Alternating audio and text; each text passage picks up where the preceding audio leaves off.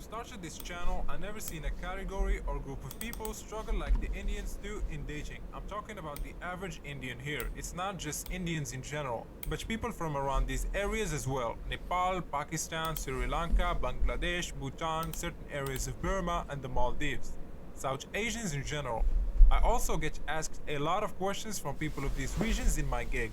Is it too late for me? Should I just give up on dating? What kind of look maxing should I do? It can get pretty overwhelming sometimes. And the issue is we do shy away from talking about these things because if you decide to talk about it, you will get labeled as racist or whatever. But I decided to give my unbiased opinion on this matter. I'm just letting it be known, I don't have any preference toward any race and I don't hate anyone. We are gonna look at the evidence we have at hand. This video will be split into multiple parts. Part 1. The Indian stereotype and media influence. Second part. Ethnicity preference and facial attractiveness. And third, my opinion.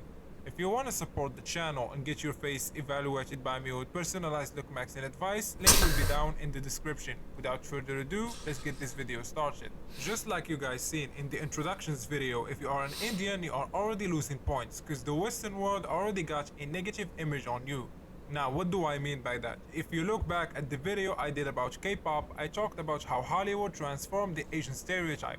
From the nerdy loser kid with no game who only resorts to comedy to make others laugh to like him, to this K-pop like dude who is attractive, in touch with his emotions, with the hair, makeup and all the good stuff these young girls seem to go crazy about.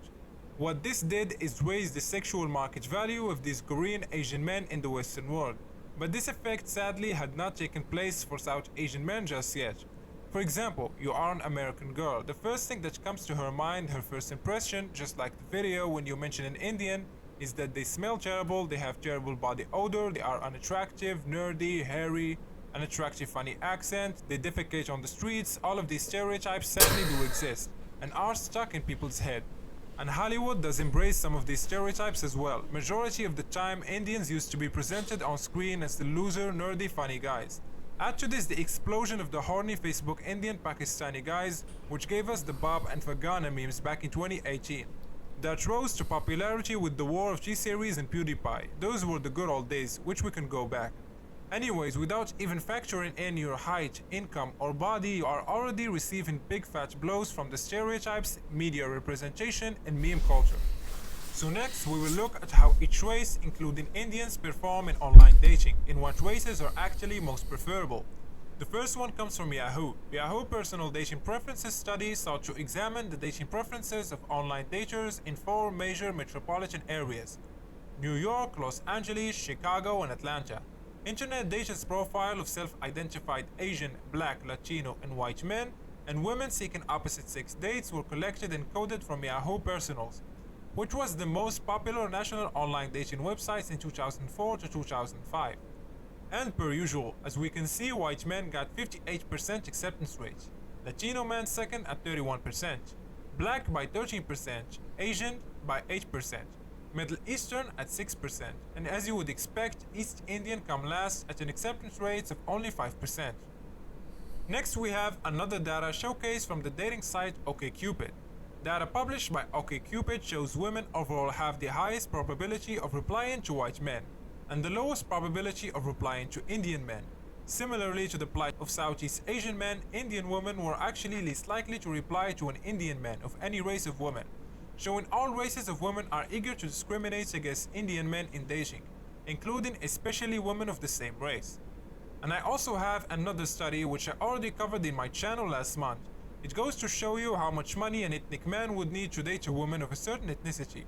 When we look at how much annual income needed by an Asian, it comes to a staggering $309,500 each year just for them to stand a chance when it comes to dating a white woman. When it comes to dating other races, it's simply not feasible. This is how bad they got it. So these were some graphs and data that shows how Asian, especially Indian men, do perform when it comes to dating white women. Well, what about facial attractiveness then? Is there certain traits that makes them unattractive? Well, I try to gather. Alright.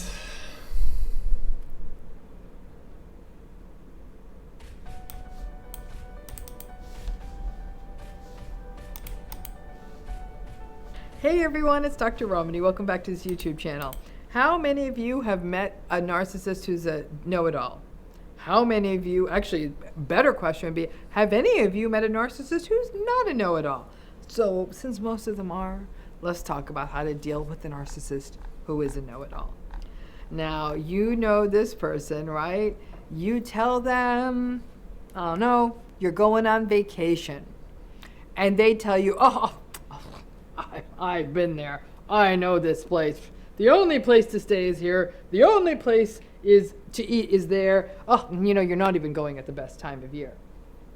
When you're telling someone you're going to buy a house and they say, blah, blah, blah, you must do this for the loan. You must use my loan guy. You have to buy here. I've owned my house here for so long and I know so much, blah, blah, blah.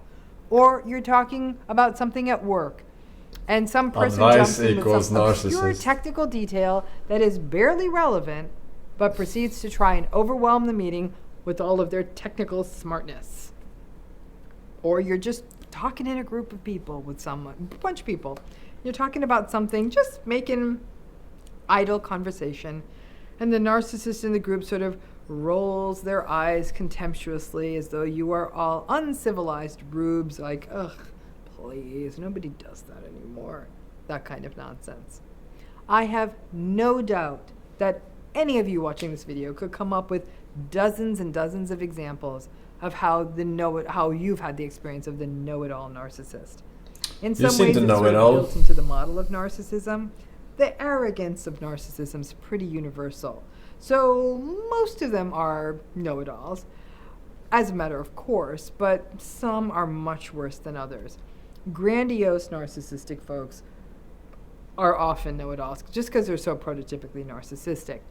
Vulnerable narcissistic people kind of do it in this grudging way, like they think everyone is so stupid, but that their great genius is somehow unappreciated. But as a rule, narcissistic people do believe that they're smarter and better than other people. I know that deep down they don't really believe that, but superficially. No, I really believe it. So they either dominate conversations, become contemptuous about what other people know or don't know, or they feel compelled to give you unsolicited advice or their wisdom or knowledge. However, some are much worse than others. And what a stupid motherfucker. If I don't really believe I'm smarter or better than other people, then I'm not really a narcissist to begin with. It's a contradicting motherfucking statement, you stupid